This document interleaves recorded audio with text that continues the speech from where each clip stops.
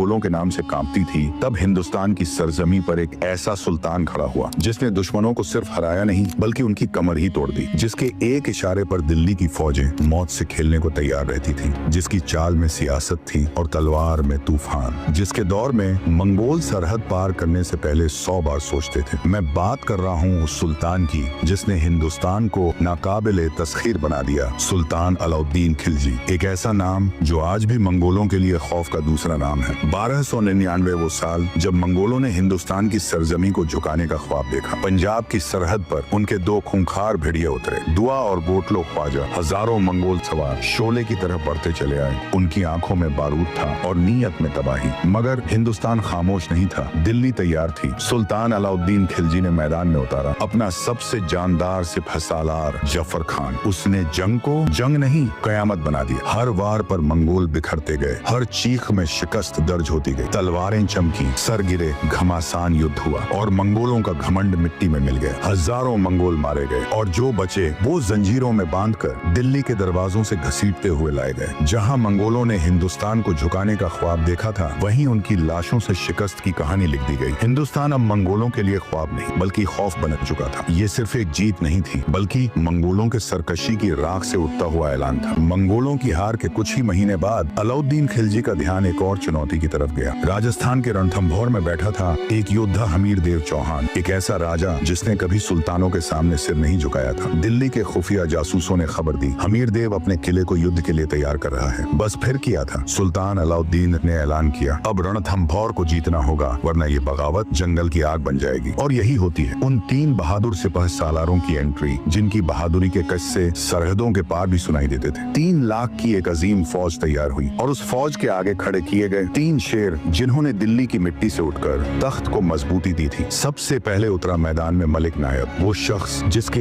एक इशारे पर हजारों सिपाही बगैर देखे तलवार चला देते थे। उसकी तदबीर, उसके नक्शे हर जंग को एक किताब बना देते थे जिसमें शिकस्त के लिए कोई सफा नहीं होता। और फिर दूसरा कमांडर मलिक काफूर, दिल्ली का सबसे बेखौफ सिपह सालार, जिसने तलवार को सिर्फ हथियार नहीं इबादत बना दिया था। उसका हर वार दुश्मन की जड़ें हिला देता था। कहते हैं अगर जंग में काफूर उतर आए तो दुश्मन की शिकस्त दस्तखत से पहले ही लिखी जा चुकी होती थी। और फिर मैदान में उतरा तीसरा सिपह सालार, जिसको हम सब जानते हैं जफर खान। वो नाम जो मंगोलों के लिए खौफ बन चुका था, जिस